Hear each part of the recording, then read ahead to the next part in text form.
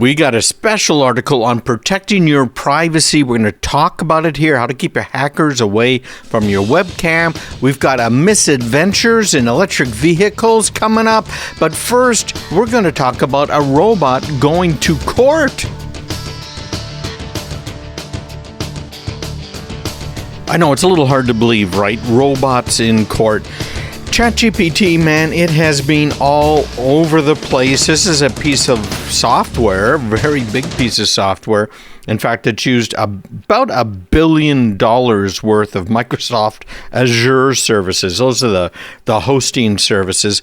It is very popular, very popular. And it's not the only one out there. There are AIs been out for a while. Microsoft had one, you might remember, that was really kind of bad, I guess. You know, it was online for a few hours, and it turned into this misogynistic, racist, swearing thing, right, that they put online. And the reason for that is what? It's because it just regurgitates. This stuff is not really an artificial intelligence. We are many years, most likely decades away from the point of having something that really is an artificial intelligence, that really is self-aware, that really can do stuff, take care of things, right? It's going to be a while. So I don't want you to get too worried about it. Basically, it mimics humans. So it has crawled through all kinds of online data. It didn't crawl through the whole internet. It basically looked at some chat sites, because that's kind of where they're aiming, right, with a chat GPT, and trained it that way. So it has a lot of great answers. It can put things together very well. If you are a writer of any sort, even if you just have to write an email every now and then, you are going to find this to be, wow, absolutely fantastic. So make sure you check it out, ChatGPT by OpenAI and some others. And then this week, Microsoft came out with a new version of Bing. Bing is their search engine, and it actually backs a couple of other search engines. It provides results for DuckDuckGo and a couple of others that are out there. But Bing has been kind of lackluster. Google, of course, kind of owns the search engine business. But Bing this week, very cool. I'm going to go there right now as we're talking. They have rolled out this new thing, Ask Me Anything, this new feature, Ask Me Anything. Introducing the new Bing. Ask real questions, get complete answers. So it has an example here that you can just hit the try it button. I need to throw a dinner party for 6 people who are vegetarian. Can you suggest a 3-course menu with a chocolate dessert? Is that amazing? Here's the next one. They would say, you just try this. You don't have to use this. You can put your own questions in. I am planning a trip for our anniversary in September. What are some places we can go that are within a 3-hour flight from London Heathrow? Arts and crafts ideas with instructions for a toddler using only cardboard boxes, plastic bottles, paper, and string. Now, we got grandkids that we babysit, so I'm going to click on try it here. We're at bing.com, Bing.com. So on the left side, it's got basically your normal search result things. So it has links to pages and a little image of the page sometimes if it's a graphic. But what's particularly interesting is it has an AI-powered answer. Now, remember, $1 billion that Microsoft gave to OpenAI in order to have access to Azure computing power. Microsoft also apparently gave them another $10 billion, so $11 billion so far, but again, mostly in computing power. Google has made a couple of deals that are kind of similar, although Google is not throwing anywhere near as much money in, which is slightly confusing to me, maybe because Google has some of their own stuff going, which we know they do in the AI realm, and so it's just not quite as interested, but it's in the hundreds of millions of dollars over in the Google side. So here we go. We asked it a question, right? So on the right side of this, it says, I found some arts and crafts ideas for a toddler using only cardboard boxes, plastic bottles, paper, and string. Here are some examples. You can make a cardboard box guitar with a tissue box, a cardboard tube, some rubber bands, paint, and glue. You can find the instructions here, and it's got a link that takes you off-site, and you can go. It's at happytoddlerplaytime.com. And you didn't even have to go out and figure it out yourself, right? Or go through all of those responses. Another one, number 2. You can make a plastic bottle bird feeder with a 2-liter bottle, some chopsticks, twine, a pin, and bird seed. You can make plastic bottle flowers with empty water bottles, scissors, paint, and pipe cleaners. You can find instructions here. I hope you and your toddler have fun with these crafts. Isn't that something? And then it's got a learn more box that you can hit as well, which I think is really kind of cool. So you can find out a whole bunch of stuff. A little Let's Chat thing. So if I hit Let's Chat, it's only available when you have access to the new Bing. And you can join the wait list if you want to. But obviously the new Bing, yeah, it's ChatGPT. No question about it. I don't see how it could be anything else. And then it also has a new section called People Also Ask. So what do you do with a cardboard box? How many cardboard box activities and crafts for kids? It kind of goes on and on. This is available for free right now. Just go to bing.com. Now, there's another competitor that's been out there for a little bit here called u.com. You check that one out. So u.com is the AI search engine you control. So if I ask it which AI is providing the answers for u.com, and see what it has to say for itself. So it says u.com's AI-infused Google rival provides a tantalizing glimpse. So it's not telling us about itself. It's telling us about everybody else. So what do you want to bet that it's really backed by somebody else's? So anyways, u.com, you can check it out. So we can ask it a similar question. What would be a fun party game at a wedding of two 27-year-olds? Because I've got one coming up in a few weeks here. So let me see. 27 wedding games for kids for any wedding type. That's kind of cool, isn't it? And we can also now click over on the right-hand side and talk to me, get an AI-generated answer to your query instantly. So I'm going to hit that, and let's see what it has to say. So instead of regular search results, it comes up now, and it gives us a real answer, like written as though it was written by a human. And of course, it has some ads afterwards, because how are you going to do it otherwise? It's almost impossible, right? You got to make money. Well, it says, so again, the question, what would be a fun party game at a wedding of two 27-year-olds? A fun party game for a wedding of two 27-year-olds could include a scavenger hunt. You could create a list of items that the guests have to find or take pictures of. You could also have a dance-off, a karaoke competition, or trivia game. Alternatively, you could have a game of charades or lip sync battle. Whatever game you choose, make sure it's tailored to the couple's personalities and interests. Isn't that interesting? I like it. In fact, that's part of what we've done in the past. We've had a question and answer type thing, right? Where it's a trivia about the couple that's getting married, which I think is probably pretty common. I'm sure a lot of people do that. So we're seeing it now starting to pop out, this artificial intelligence. It is being used for some of the news sites that are out there. A couple of these sites have been caught using it. And in some cases, it's difficult to tell, because if you're doing this the right way, you will be editing it after the fact and putting it all together, right? And so it might be hard to detect. So what did OpenAI do?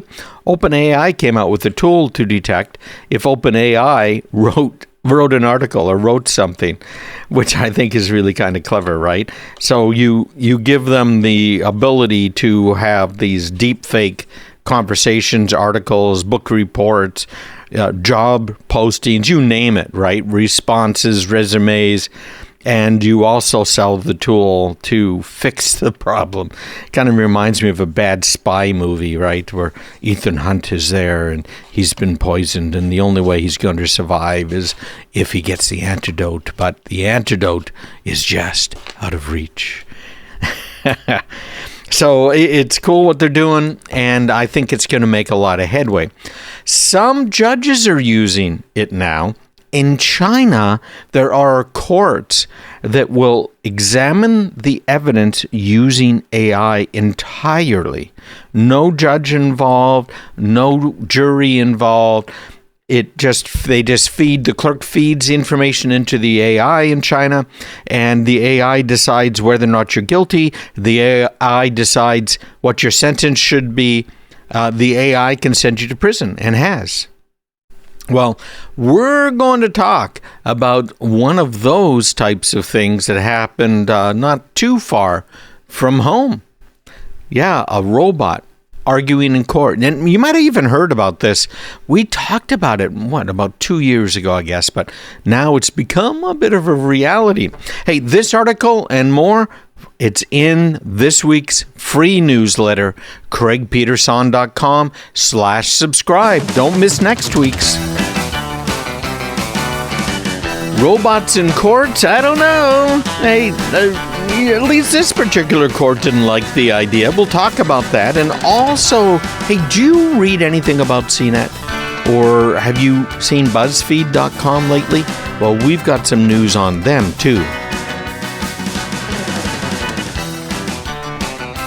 A British man who planned to have a robot lawyer help the defendant fight a traffic ticket has dropped the effort after receiving threats of possible prosecution and jail time. That's from an article reported by NPR. It's kind of interesting, isn't it, when you get down to it? There is a New York startup that you've probably heard of. I talked about it on the show. It's been at least a year, maybe longer, called Do Not Pay. And Do Not Pay is a website that's supposedly using some sort of an AI in order to help you not pay traffic tickets. Isn't that interesting? So if you go to their website, it says Do Not Pay is the world's first robot lawyer. Fight corporations, beat bureaucracy, and sue anyone with the press of a button. Kind of a nice lead, right? But it goes on and on. You should look at all of this list here. Appeal toll booth tickets, do not mail stuff, egg donor rights, animal control, fight bank fees, spam, burner phones. They must have over 100 divorce settlement, different things that supposedly they can help you with, which, it's all good, well and good. And people have used them here in the U.S., which I thought was kind of interesting. But this particular guy decided that he was going to use them over in the United Kingdom. And that's where some of the problem came in. There really hasn't been any jurisprudence over there. The jurists haven't really seen this sort of approach before. But it's an interesting way to do it, isn't it? All right. Most cases are mostly the same. You can certainly argue the specifics of the case, but the overall, how can you defend yourself against a parking ticket? That is kind of the same no matter what, no matter where you're going. And I can see how you could use an AI that is just trained on legal suits. What was filed, what did the attorneys say, what did the judges say, and let it help you plan out the defense. And that's his whole idea. The guy's name is Joshua Browder. And here's how it was supposed to work. According to NPR, the person challenging a speeding ticket would wear smart glasses that both record court proceedings and dictate responses into the defendant's ear from a small speaker. The system relied on a few leading AI text generators, including ChatGPT and DaVinci. DaVinci is OpenAI's ChatGPT base, basically. OpenAI has like 4 or 5 different ones. And anyways, DaVinci is the best one. The first ever AI-powered legal defense was set to take place in California on February 22nd, but not anymore. As word got out, an uneasy buzz began to swirl amongst various state bar officials, according to Browder. He said angry letters began to pour in. Can you imagine that? Poor lawyers, right? They've got a complete lock on everything. Yeah, the lawyers that are members of the bar are practicing, I think in all 50 states, but in 49 states, you have to be a member of a private organization in order to defend someone, which is ludicrous, right? It's all about making money for them and having control. And in almost all states, you have to be a member of the bar in order to be a judge. So you have to be a member of a private club to practice law and a private club to judge the law. And both you and the judge are in the same club. We could go on and on and on about this. I've spoken with some lawyers about it. They're pretty upset, but, they've got the control now. Multiple state bars have threatened us, Browder said. One even said a referral to the DA's office and prosecution and prison time would be possible. If you can believe that, right? Don't you get to decide who you want to defend you? And then there's the whole thing, you're wasting the court's time. Yeah, really? Anyways, in particular, Browder said one state bar official noted that the unauthorized practice of law is a misdemeanor in some states, punishable by up to 6 months in county jail. So, wait a minute. So, if you're not a member of the private club that has put together its own little rules to protect itself from any form of competition, then you could be convicted of a misdemeanor and go to jail. Okay. All right, so I got to remember that now. So I've got to be a member of the clubs if I don't want to go to prison, right? Even if that wouldn't happen, the threat of criminal charges was enough to give it up, he said. The letters had become so frequent that we thought it was just a distraction and that we should move on. He's been around for quite a while. I thought he'd already been doing this. Maybe it's literally the lawyer side of it, where the AI is talking to you through those special glasses. Maybe that's the issue. Because I know that they had helped with filling out all the paperwork and getting you everything that you needed for the case. Browder refused to cite which state bar in particular sent letters. Yeah, California, right? And what official made the threat of possible prosecution. Yeah, California, right?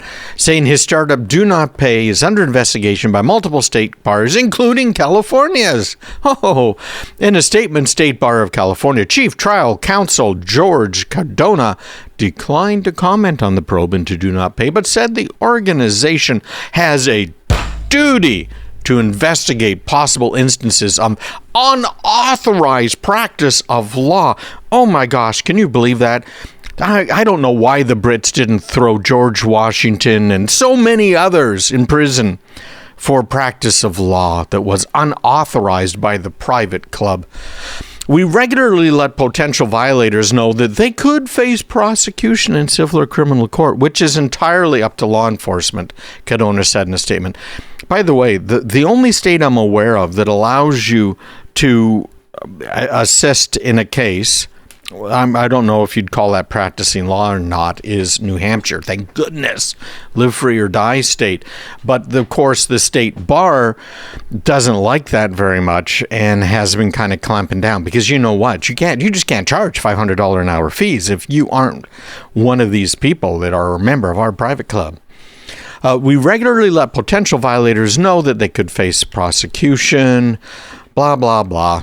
It's entirely up to law enforcement, they said in a statement. So it kind of goes on a great article from NPR. And this is interesting to me, right? Because time was supposedly liberals were people who cared about your civil rights, your right to privacy, which they don't, right? President Obama increased surveillance incredibly. Of course, President Bush did too after 9/11, and it's just continued to increase. And now under the Biden administration, it's gone crazy. Trump administration actually cut back on some of that stuff, but now the Biden administration, they actually passed a law and signed it that allows them to track every transaction. Can you imagine that, right? And here's the bottom line. You don't have anything to hide, right? But what's the punishment for whatever it might be? What's the punishment? Well, in reality, if the federal government is suing you, the lawsuit is the punishment, because you're going to go bankrupt trying to defend yourself. Right? It's happened again and again and again. The prosecution is the punishment, and that's very, very unfortunate. And it's happening more and more all of the time. We got to get this straightened out. We have to do something about it. All right. So I've got another thing here on the robot ChatGPT stuff and what's happening with our news outlets.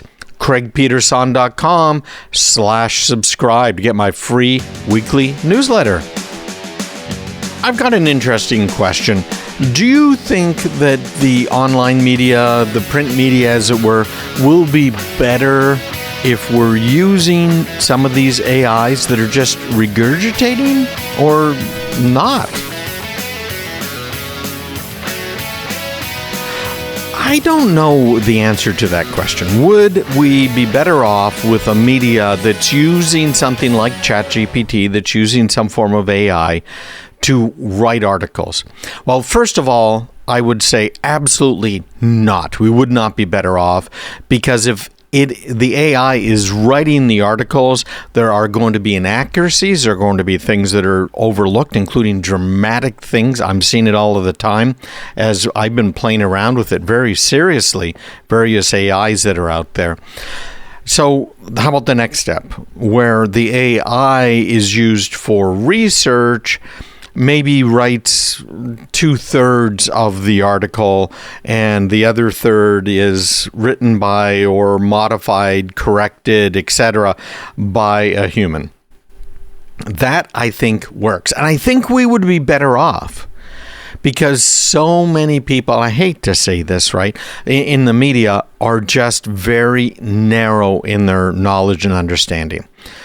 They know how to write. They want to sometimes dig in and report on things. Well, something like ChatGPT is going to help them dig in. It's going to help them do research. But without the life of experience that they may or may not have in various industries, how's it going to know? For instance, with that whole Chinese balloon thing, I was saying almost immediately what I thought it was really all about. And that was based on years of experience in cybersecurity, understanding a little bit about military SIGINT, understanding a little bit about what the NSA has done, is doing, right? So you kind of put all of that knowledge into a pot, stir it up, and I come up with an opinion.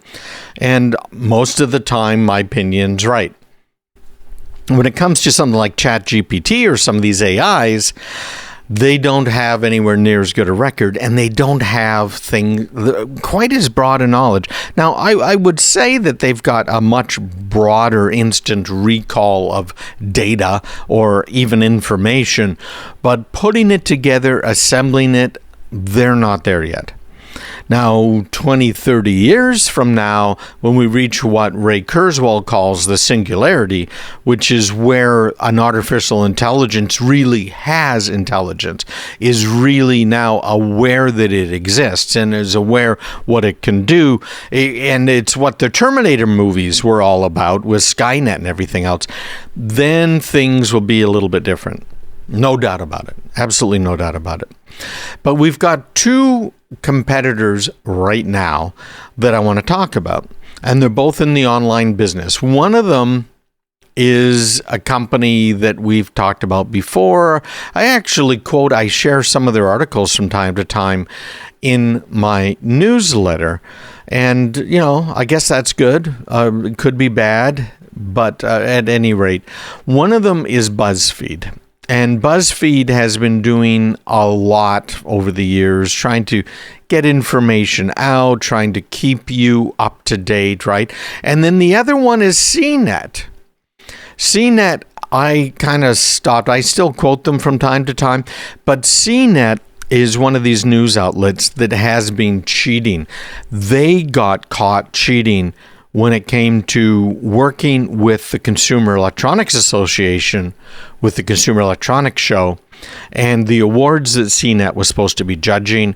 And it turned out there was some tainted judging, according to reports, right? Don't want that to happen. So CNET kind of lost some favor, at least in my eyes. But what's been happening now, we have found, is that our friends at CNET have been doing already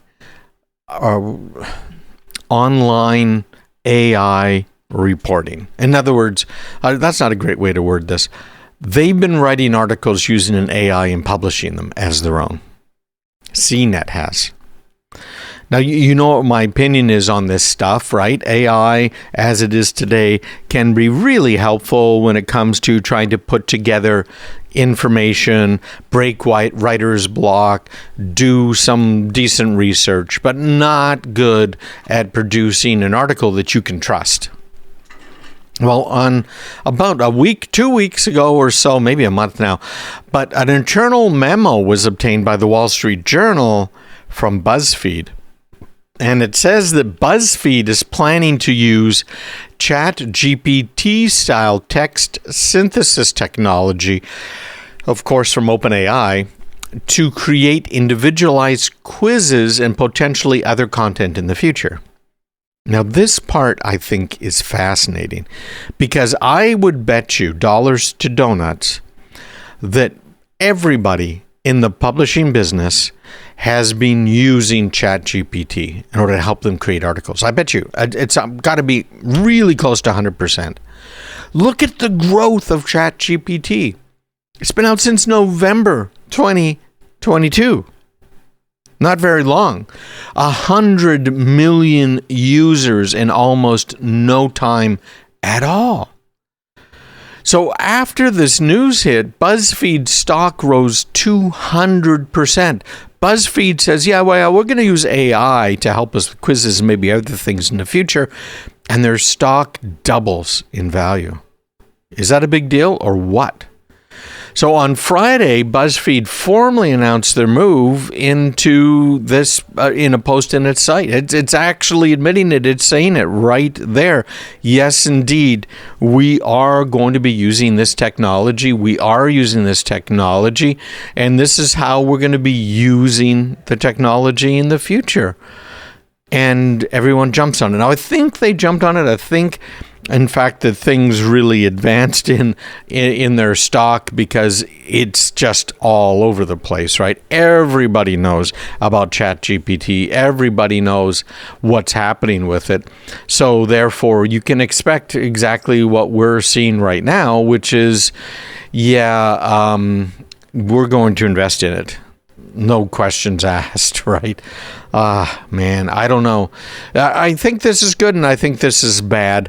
But I also think that we are in a fever pitch right now. That 100 million number in just a couple of months blows everything else that man has ever done.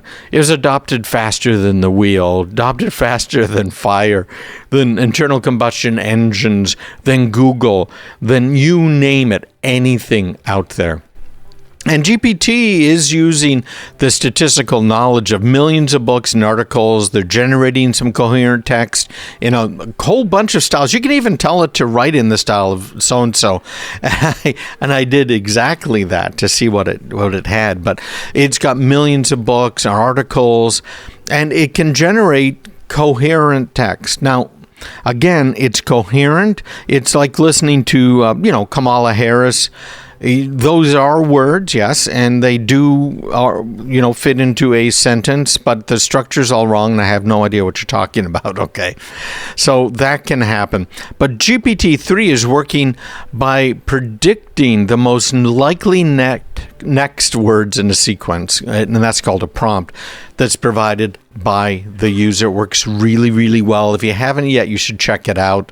There are a lot of business applications for this. And you know what? One of the most surprising things to me was that we used to predict that AI was going to get rid of the low-skilled jobs first.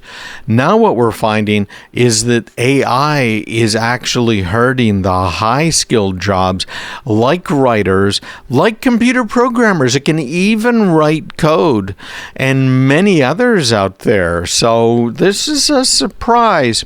Hey, I got a lot more information on my website, craigpeterson.com, and we're going to get into my special stuff this week, Craig's featured tips.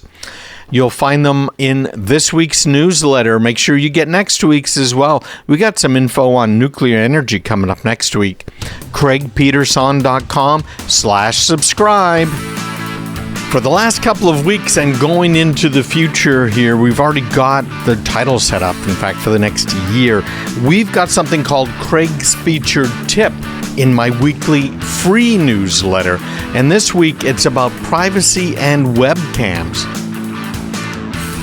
Hopefully you get my newsletter every week. I have, of course, insider show notes. These are the things I share with the radio and TV stations that I'm on, and I share them with you, right? If I can make these radio and TV hosts sound good, I can make you sound good as well.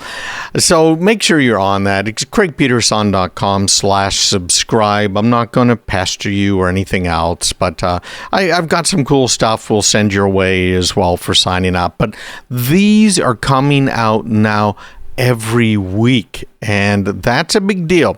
My wife's been after me forever to put these together, and so she's been helping me, right? That's how that goes. Hey, if you want it, you need to help out. And they have been amazingly well received. I am very, very happy. So they've been well worth doing. We've been able to help a lot of people with them. And this week we've got two that are no exception to that rule. So how do you keep hackers away from your webcam? What we did is we wrote an article that consists of 3 major parts, and each part is a checklist for you. So we make it easy for you to do. That's the whole idea, right? And again, it's free. And there will be dozens of more of these types of things. So here we go. To keep your webcam secure is the first section. Signs that may indicate your webcam has been hacked is number 2. Number 3, what to do if you suspect that it has been hacked. Okay, so here's how you can tell if it's been hacked, and then what you do. So number 1, to keep it secure, as always, keep your software and firmware up to date. If you have a Mac, that's going to happen pretty much automatically. Macs update all of their firmware when there are new patches, new releases. And the way Apple has their camera set up is far different than what you would see on an Android device or a Windows computer. What they do is they have a module that has right there a little green light. And if that camera is active at all, that green light is on. Okay, so that's number 1. Unless the hardware is hacked, they're not going to be able to turn that light on. And a remote hack of that hardware, that green light hardware, apparently is impossible. Many people have tried.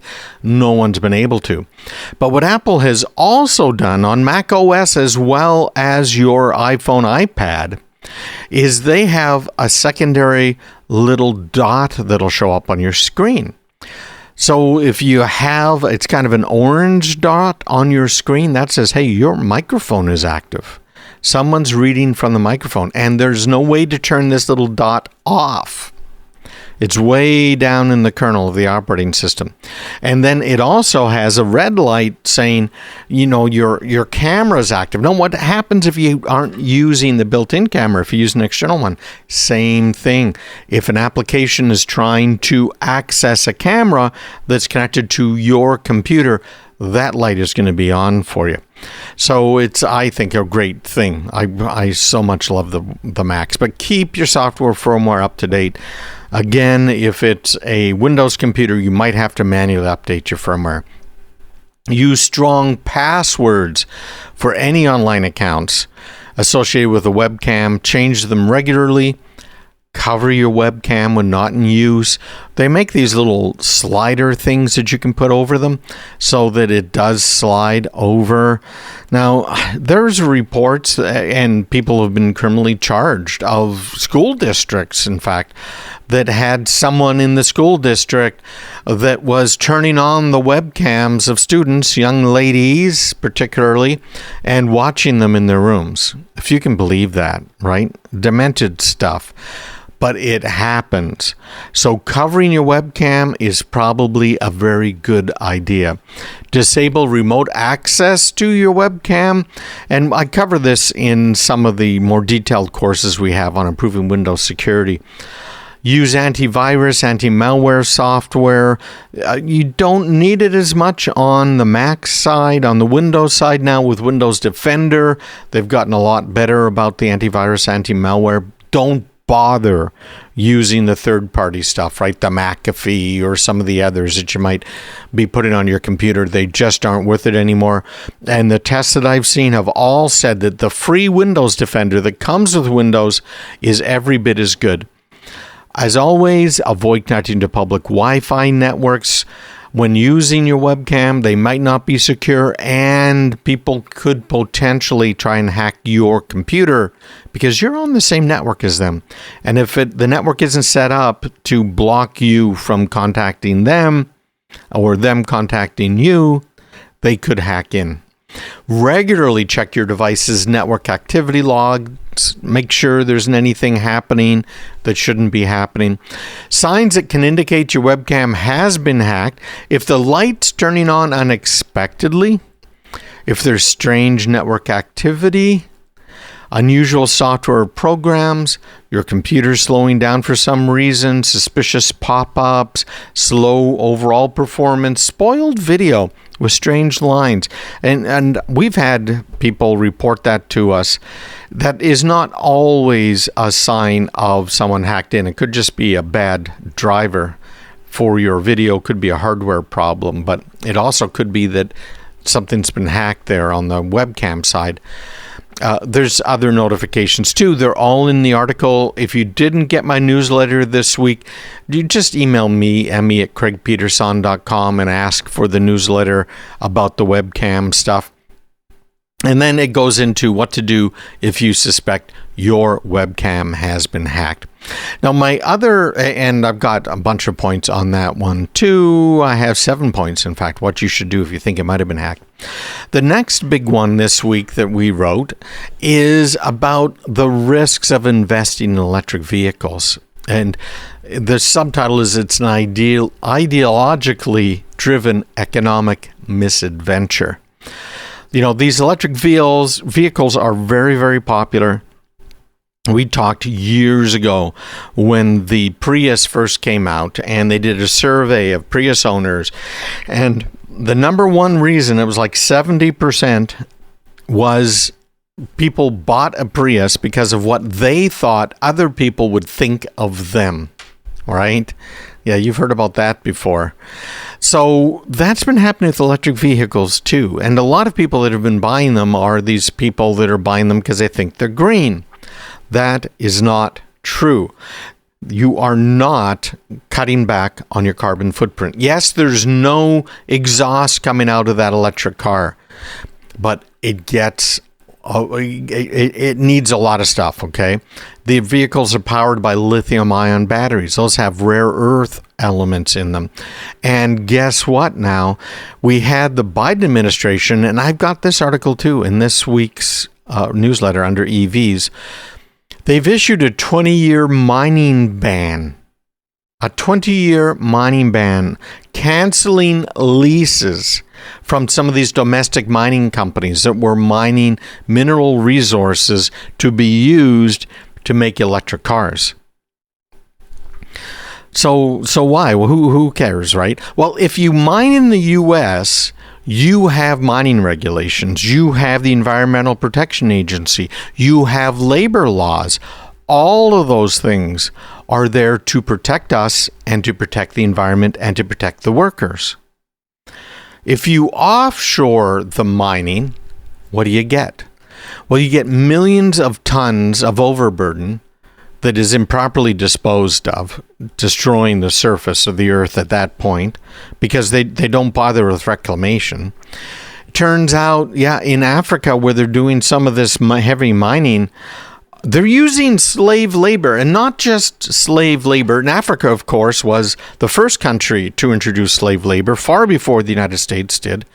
And they still are using it. They're using kids as slave labor in the mines to mine the minerals for people who want to buy electric cars in the United States. Now, if that isn't crazy, what is? What is? And Biden issuing a 20-year mining ban, canceling leases for U.S. companies to mine it. An electric vehicle requires 500% more mineral resources than a traditional gas-powered car. Did you get that? 500% more. While a single onshore wind turbine plant requires 800% more minerals than a typical fossil fuel plant. That's according to the International Energy Agency. So where are we going to get them? I've got another article in this week's newsletter that came out on Monday. The Biden administration, this is from the Daily Caller, blocks major mining project days after signing a deal with child labor hotbeds for the rare metals that are needed to make these electric cars they're mandating. Yeah, so they signed the deal with these countries that are just rife with child labor nearly a week before blocking a major Minnesota mining project as part of its, quote, green push. Yeah, green. The administration agreed to a memorandum of understanding with Zambia and the Democratic Republic of the Congo, two countries known for mining rare metals, cobalt and copper, copper being a little less rare than cobalt, and by the way, cobalt toxic, and using child labor to mine these metals. Now remember, it's not as though you're just digging up copper, you're digging up millions of tons of overburden in order to produce enough copper to make the car. And then remember, you've got this hidden payment. You know, it's a balloon payment, really. And if you're a business person, you're familiar with the idea of balloon payments. But when you're buying a car, electric car, are you aware you're going to have a balloon payment somewhere north of 100,000 miles of probably $20,000 to $30,000 in order to replace those batteries? Yeah. The Department of Labor in the United States is saying that the mines that are producing these metals for electric vehicle batteries, the Department of Labor, are run largely by child labor. Thousands of children also work in cobalt and copper mines in the southern Copper Belt region, according to the U.S. Department of Labor. Again, when will the insanity stop? Make sure you get my newsletter every week, craigpeterson.com/subscribe. Stay on top of this, and let's make sure the right things happen for these children and for our children and us. We got a couple of stories this week in my insider show notes about the devices we're using around our home, specifically Ring cameras and these Google Home smart speakers. Both of them hacked, both of them a problem. In case you're not familiar, Ring is a company that was bought by our friends at Google here a few years ago now. They make cameras and, two-way communications devices. You're probably familiar with their doorbell, right? It looks like a doorbell. It's got integrated into a little speaker, of course, a camera and a microphone, and it allows you to talk to people over your smartphone or, other device, but typically your smartphone. So the theory is you could be on the beach down in the Bahamas and someone's delivering a package or knocking on your door, and you could, right there from the beach in your chair, talk to them. You could see who came, who went. We've talked about some of the problems with Ring cameras before, more specifically about how Ring has been grouping them together into neighborhoods and then offering the video streams, live as well as recorded, to police without a warrant. Now, that's a huge problem, if you ask me. It gives the police the ability to surveil things that are private, right? We're supposed to, in the United States, have privacy. We're guaranteed it under the Bill of Rights, right there in the Constitution. Very big deal. So what are we doing then, allowing companies like Ring to share all of our data? So Ring kind of pulled up their socks a little bit after that whole outroar, of course, about these cameras and sharing it with the police and potentially other people, and said, okay, well, we're only going to do it if you authorize us to do it. Now, I can see how it could be very, very helpful in order to potentially solve a crime. I can also see how it could really get someone in trouble that's completely innocent. Now, you and I might want something like a Ring camera to look for porch pirates. I have cameras at my house and at my business that are made by Cisco. Very, very good cameras, kind of higher end cameras, and they are very secure, frankly. That's kind of their, the name of the game for them. The security in those cameras is much different than the security you'll find in the normal cameras you might buy at a big box retailer. And in fact, the biggest manufacturer of security cameras worldwide, of course out of China, has been banned in federal government facilities as well as for contractors because of potential problems they've seen. Problems I have seen as well, where those devices get hacked. I've seen these cameras that have been put up in small businesses used as a launch pad to get into the cash registers, to get into the accounting computers. Most people, even in a small store, okay, you are not keeping copies of the credit cards there locally. You've got this nice little machine. You put the cards in and up it goes. Maybe you're using one of these kind of cool things that ties right into the Apple phones and stuff. It's a contact list. There's just all kinds of technology where you do not have any personal identifiable information. That's really important if you are a retailer, because the PCI, the payment card industry, is very, very strict. We got a call from a pizza place, and the pizza place had set up their cameras, right? They'd set up their cash registers, and they had a computer there on their network.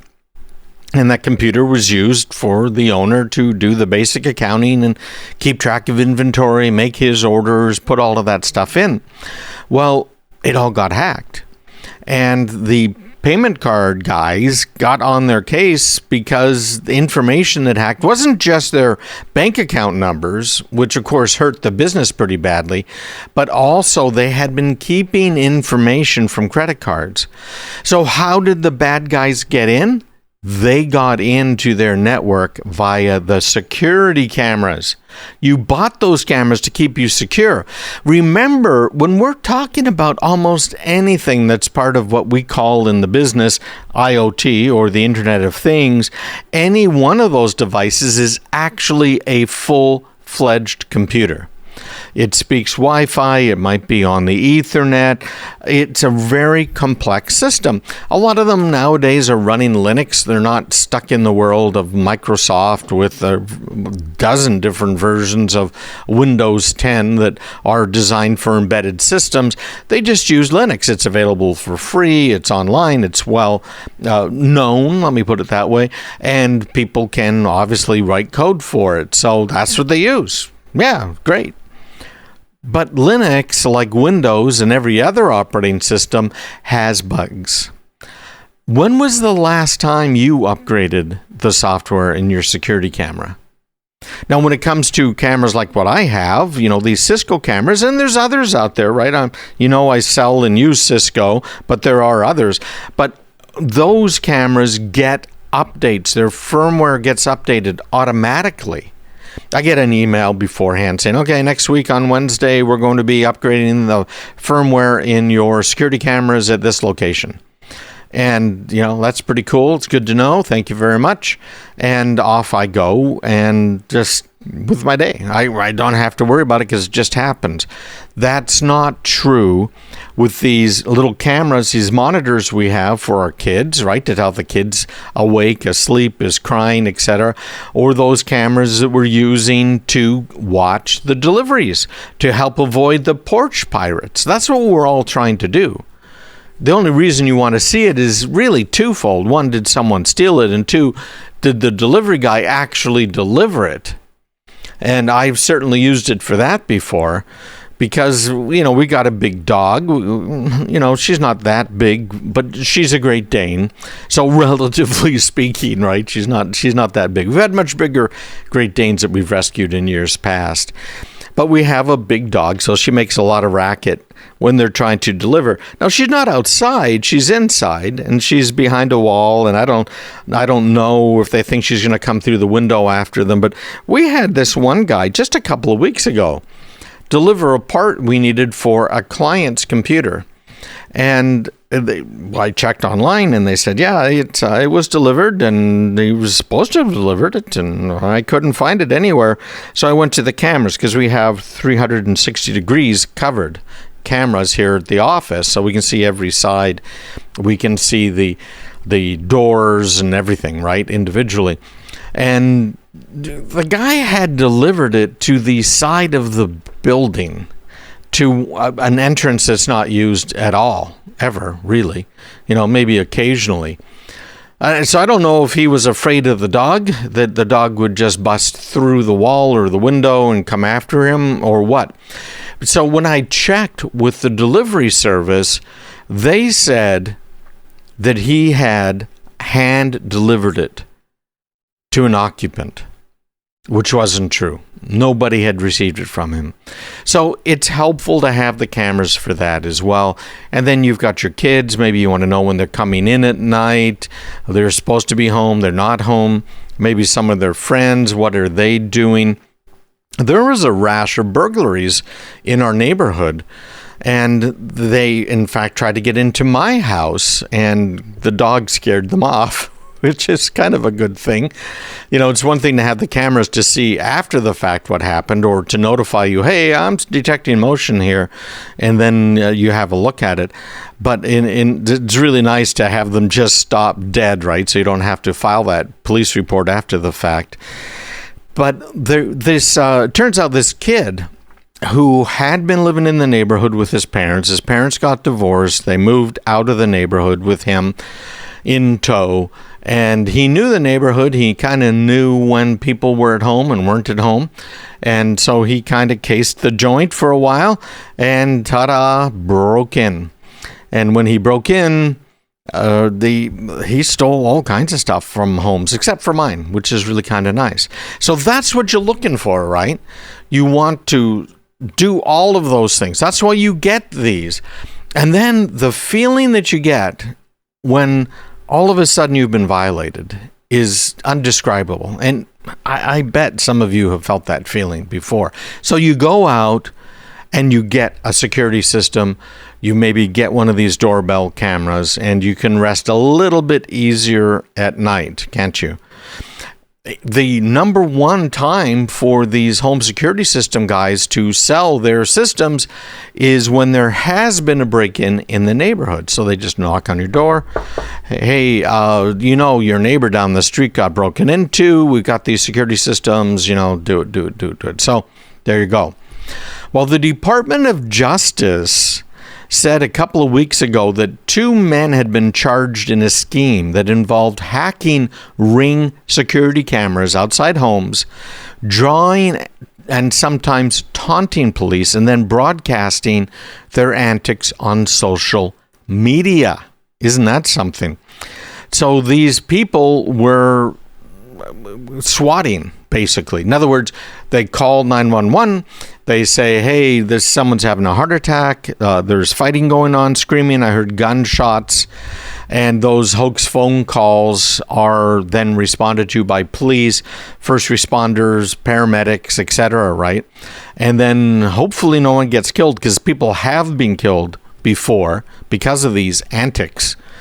And why? Well, because of the Ring doorbell they had. Yeah. A great article. You'll find it this week in my newsletter. Hopefully you get the insider show notes. It's absolutely free. craigpeterson.com/subscribe. This particular article is from Entrepreneur Magazine. But you can find it online. But, visit me too. craigpeterson.com. Well, we just talked about Ring doorbells and some serious problems associated with them in privacy and security. Now we are on to the Google Home smart speakers. Huge security gap. This one is not that surprising. I don't know. Google has some great stuff. They have been cautious about many things. Of course, Android is not one of the things that they have been cautious in.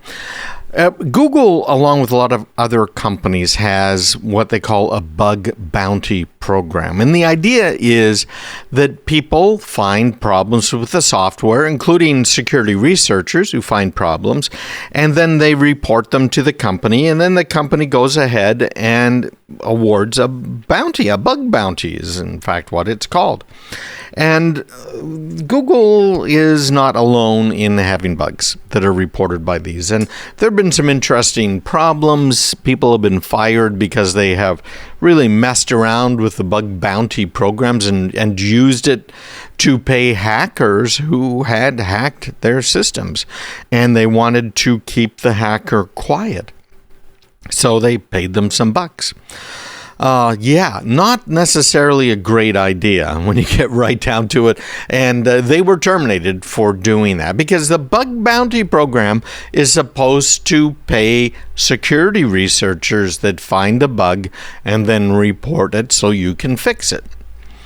Well, we have heard about problems with Alexa, with some of these wiretapping bugs and many other things. Oh, you hear her there? She's talking to me.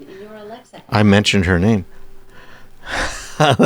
So they have a number of bugs. They've had bugs over the years and they get fixed. But in this case, it's been bad. This isn't the first time it's happened over on the Google Home smart speakers, where hackers could get into that speaker, and once they're in the speaker, turn on the microphones and stream everything up online. A very, very bad thing, if you ask me. So recently here, just a couple of weeks ago, a security researcher was paid a bug bounty of $107,500 because the security issues were found in Google Home smart speakers that, when exploited, could turn them into wiretaps. So they're sitting there listening and streaming everything online.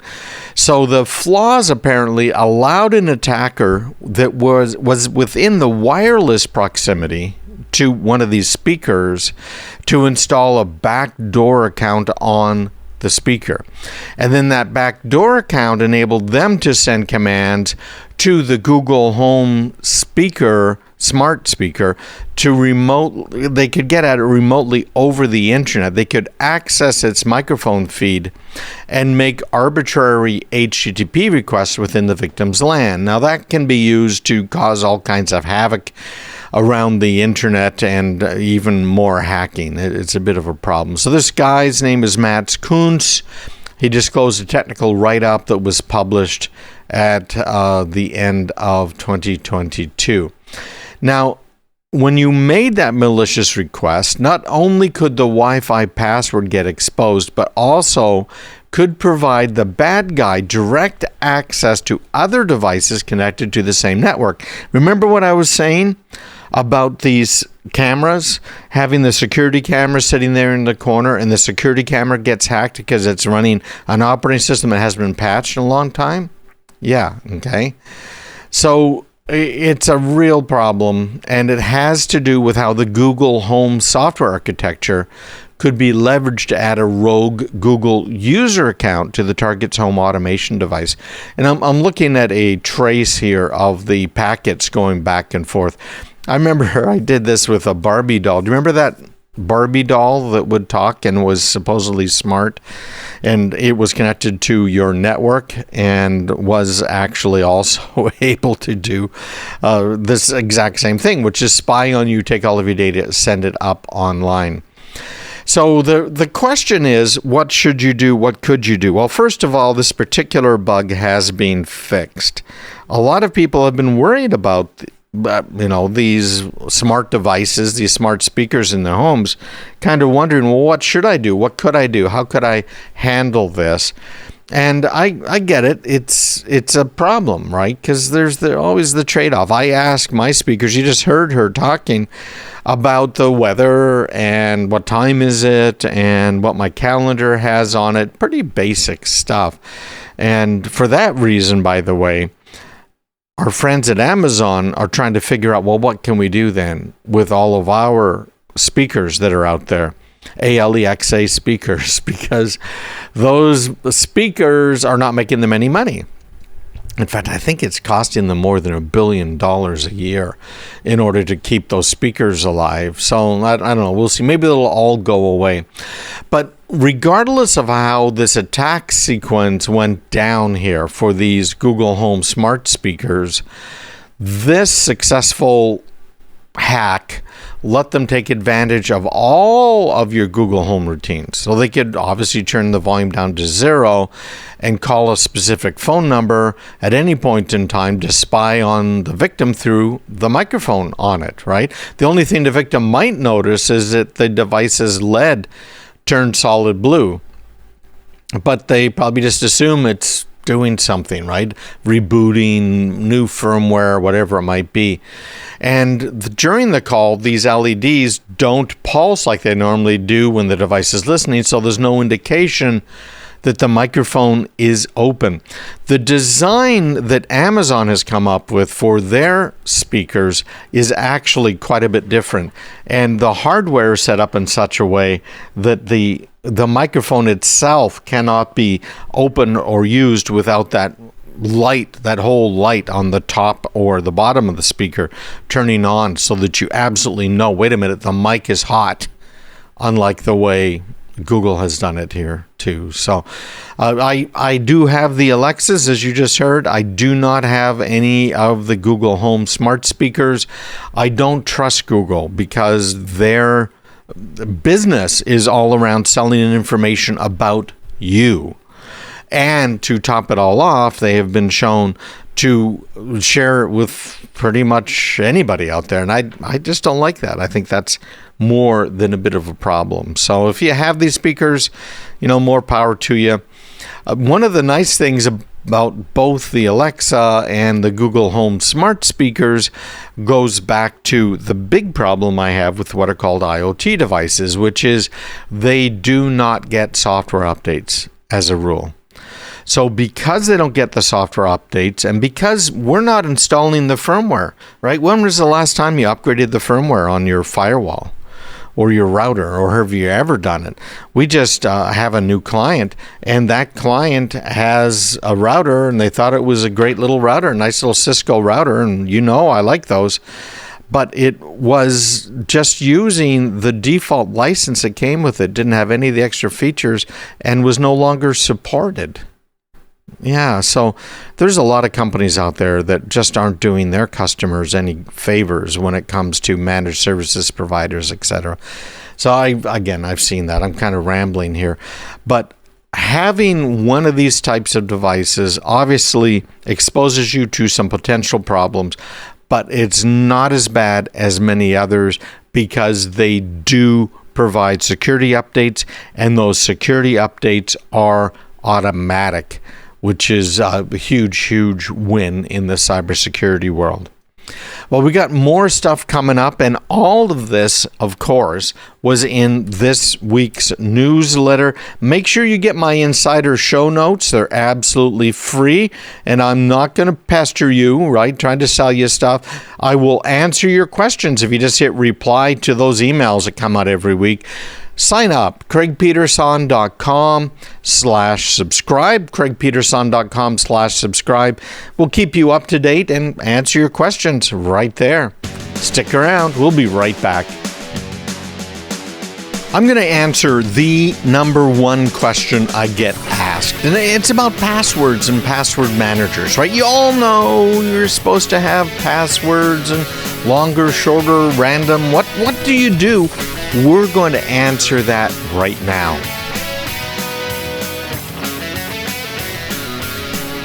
You know, if you're on my email list, if you get that insider show notes every week, you can just hit reply. Just reply to the email. It comes to me. Sometimes it'll forward to Mary or Karen or somebody else over here.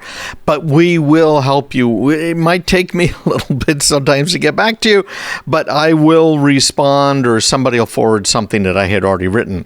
And guess what? The number one thing is that people are asking about, right? So again, the URL, craigpeterson.com/subscribe. I should have mentioned that before, craigpeterson.com. So the number one question has to do with password managers. We talk about them all of the time. I talk about them on all kinds of interviews that I'm on because it is so important. So there's a number of different standards out there that have been in place for many years when it comes to passwords. And I remember way back using IBM 360s, of course. The passwords were pretty much non-existent, right? You put the card deck in or mounted the tape up and off it went. It just ran whatever. And then I gained access to the college's computer. This was so initially it was on the 360s, and then it was the 370s in college. And my first big job, which was at a bank, and they had IBM 370s, and those had usernames and passwords. So I've been using these for many years, if you know when those computers were made, right? And then I had an account on an HP 2000 Access, which is a timeshare machine way back then, back in the 70s, and you had, again, a username and a password.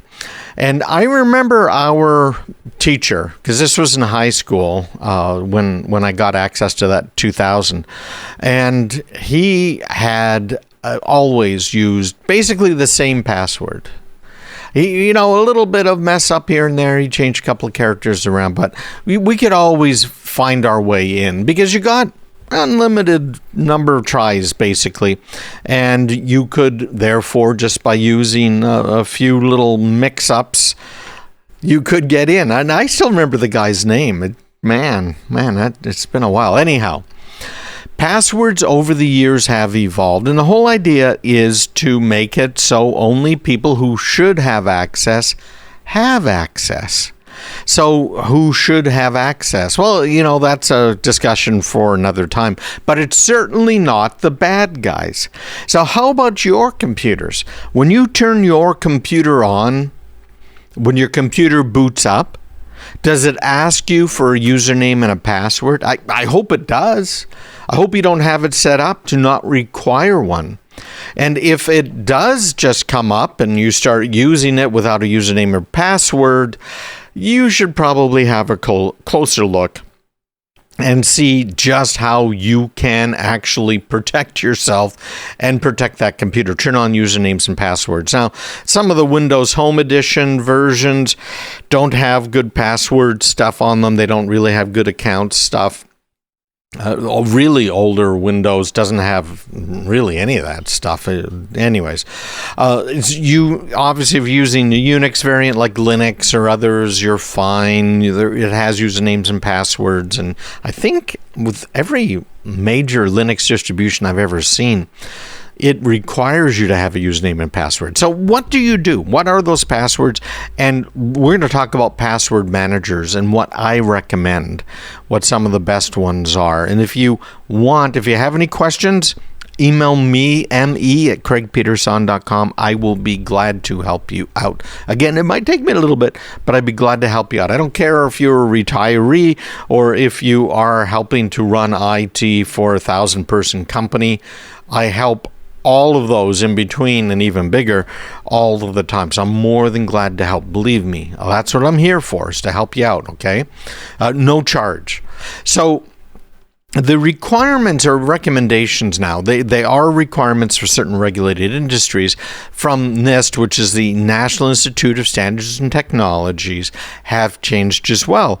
It used to be you could not have a password more than 8 characters long because Windows didn't support it. Other operating systems didn't support it for years. And they weren't trying to enforce things like, hey, no normal words in it, no English words, password reuse, right? Those got added a little bit later. And then they were saying, hey, you got to use random characters, numbers, digits, etc.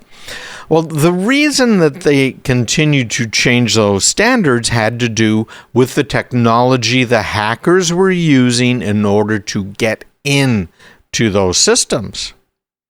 So as the technology for hacking changed, the technology for defending yourself also changed. That's just been a constant forever.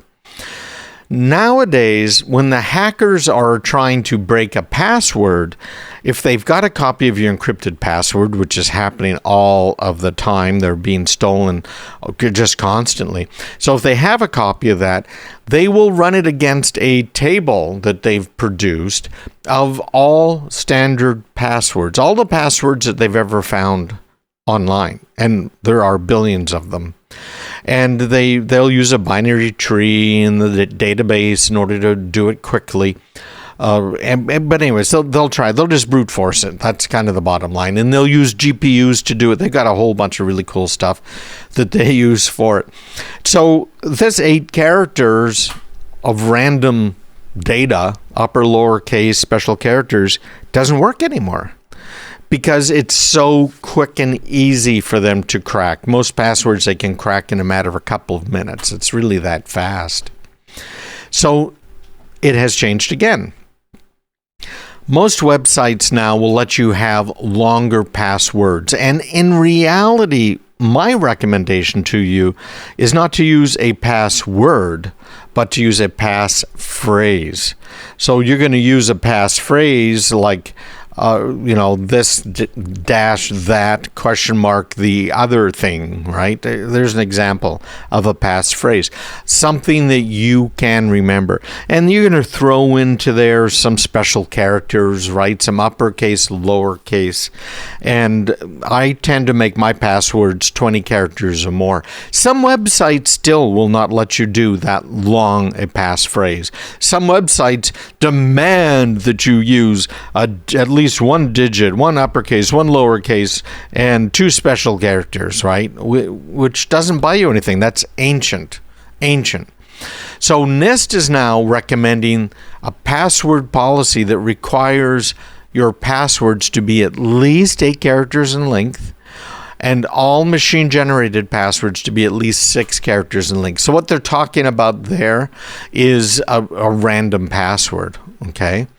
And there's a number of security things you want to look at for passwords. I personally think it should be, again, 20 characters, but strong passwords, at least 12 characters long, but more than 14 is better.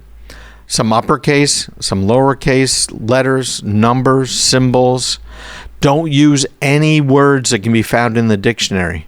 Don't use names of persons, places, things, products, businesses. Don't use your birthdays, wedding dates, kids' birthdays. And each time you get a new password or you need a new password, make it significantly different than the old one. So we're going to tell you the best way to do that. And you know what? A lot of people have been using a password manager that was hacked twice in 2022. I'm going to tell you who that is, why you should never use them ever again, and who I think can help you the most when it comes to passwords. So stick around.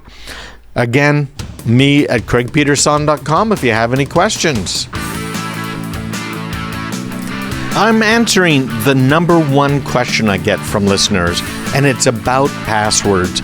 We just explained strong passwords. What's that about? Now we're going to talk about my recommended password managers and some that I absolutely don't recommend.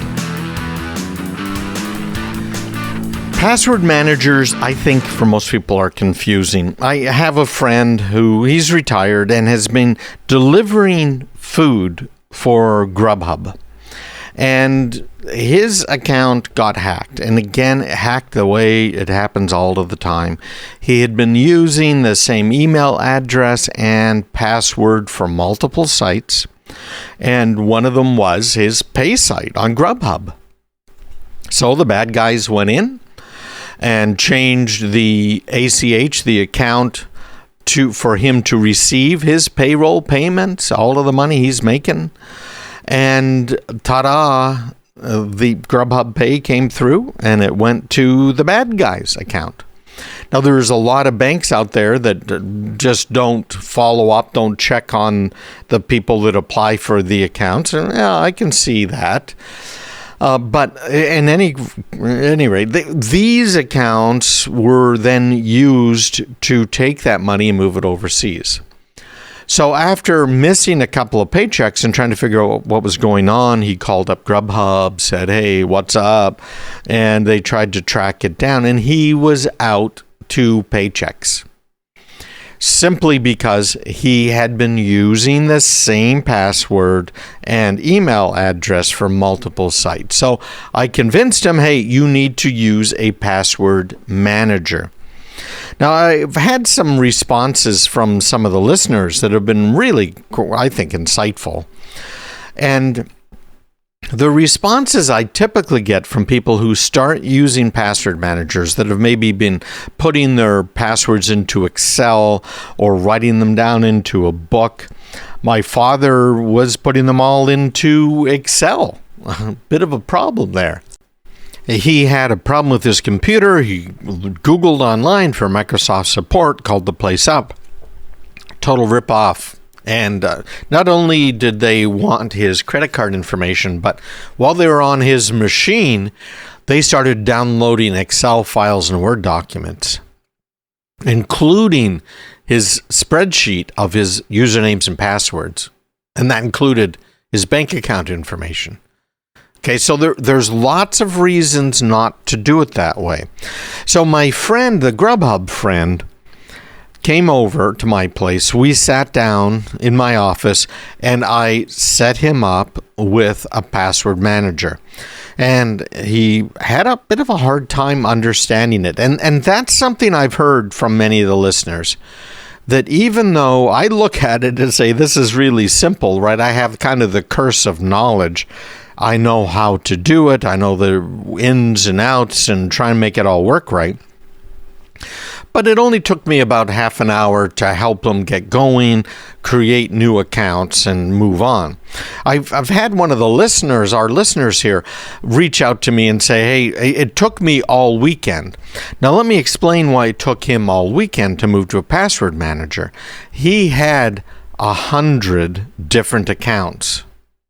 Now, I look in my password manager, I have over 2,000 entries in my password manager. So, he's a bit of a piker with only 100. But he had to go to each site. He had to, right? Yeah, okay. He didn't have to, but he wanted to because he wanted to make sure all of these accounts were safe. All of that information was where it should be and how it should be. So it took him all weekend. He went to each one of the bank accounts he had. He went to his online news site.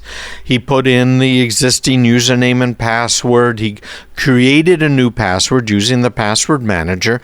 And personally, I like the passwords that are just combinations of words. They're easy to type.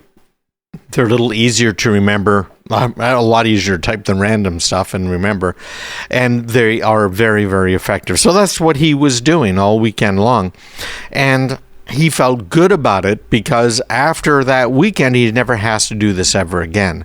And he doesn't have to worry about things like my Grubhub buddy had to worry about, which is using the same username and password. And then let's say you try and use different usernames and passwords on multiple sites. Now you got to remember the silly things. And so I have another friend that works in the name of the site into the password in order to make it unique. So he's got the exact same thing for every website, and the only difference is the name of the site in the middle. Okay. So again, if someone really was going after him, he'd be in trouble. Obviously, an automated system isn't going to notice that he has the same first so many characters and last so many characters, and the middle is just the website thing. But if someone's determined to go after him, for instance, what's happened is people with cryptocurrencies have been directly attacked, and that's called a form of phishing. It's called spear phishing. They're going after them as an individual. So if you're not using good passwords, unique passwords, you're in trouble. So there's a few different qualities I look for in a password manager. One of them is that the password manager company keeps your data safe. That's important, right? You're giving them all of your usernames and all of your passwords. Do you really want all of that information to be lost, stolen? Well, that's what's happened to LastPass. LastPass is a company that I had recommended before. It's never been my first choice, but it's a company that I recommended. 2 hacks, major ones, in 2022. So I went online and had a little poke around. I looked at CNET, and, CNET has played fast and loose with the truth before, but they're pretty popular out there. I don't really trust much of what they say, unfortunately. They've been caught in lies and in collusion with companies in order to promote them and not let you know that really what you're reading isn't an editorial or a basic article. It's a paid published thingy, righty? So I looked at CNET, I looked at PC Mag, and I looked at the New York Times.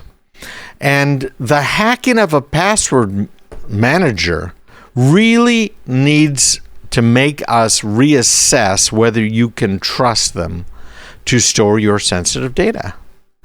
So in this case, we're talking about our friends over at LastPass, and they got hacked again. They got hacked a couple of years back, as I recall.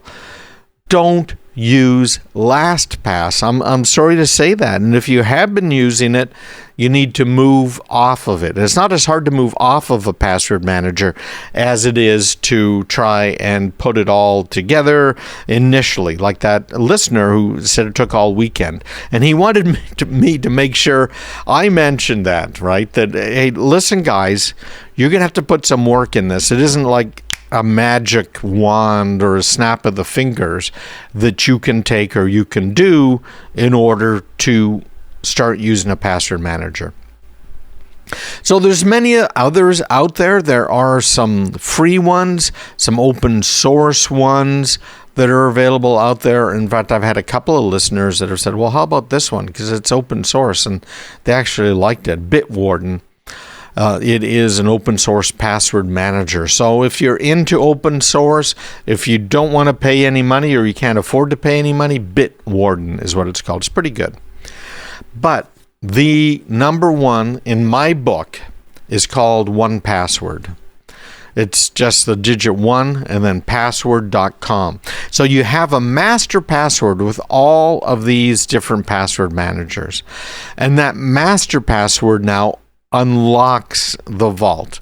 Now you got to make sure your master password is really good. One of the problems LastPass had is they didn't have any real tight restrictions on your master password, and they never forced people to try and generate an even better password.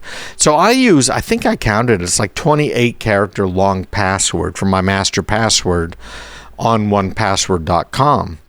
And the reason you want a really, really good master password is that password is used to encrypt everything that's in your vault. And then once you've got that vault, you don't even have to use it for passwords, although I recommend it. You don't have to use it for generating passwords, although I recommend it. You can also use it to put your bank account information in, your credit card information, notes on anything that you might want to put in there. It's incredible what they have. Now, 1Password also really shines when it comes to password organization. If you're a little, let's say you just like to try and keep things in order like I do, then 1Password is going to work for you. It's also great for businesses because you can have groups of people that have access to certain vaults that have certain job functions or job roles, okay? So it's really, really good. So check that out. They do have a free version that has quite a bit of functionality, but the bottom line is that they have a great set of paid versions. And 1password.com, it's not expensive. They also, by the way, they have clients for pretty much everything. I use 1Password on my smartphone, my iOS device. I use it on my Macs. I use it on Windows. I use it on my Linux laptop. I use it on pretty much everything. 1password.com. And if you want more information, let me know. Also, in my super signature, if you see that on the bottom of my emails is a little signature. Every week I try and switch it up. You can just ask me for something. So I'll let you know, okay, so I did this report for this company, and unlike Gartner Group, I don't try and sell it for $5,000. I will give it to you. I've already done the work, and I am more than happy to just give it to you. So when you get those emails as part of the Insider show notes every week, have a look closely at the bottom of the email. Don't just delete it. But down in that PS at the end, you'll see I usually have 3, 4, maybe even 5 different things that I offer. Hey, if you want information on this, just hit reply, let me know. We will send it off to you, okay? All kinds of great info, including on passwords. CraigPeterson.com. Make sure you check it out online. Subscribe to my podcast as well, Craig Peterson. You'll find it pretty much everywhere. And of course, I'm on Twitter, YouTube, you name it, just Craig Peterson.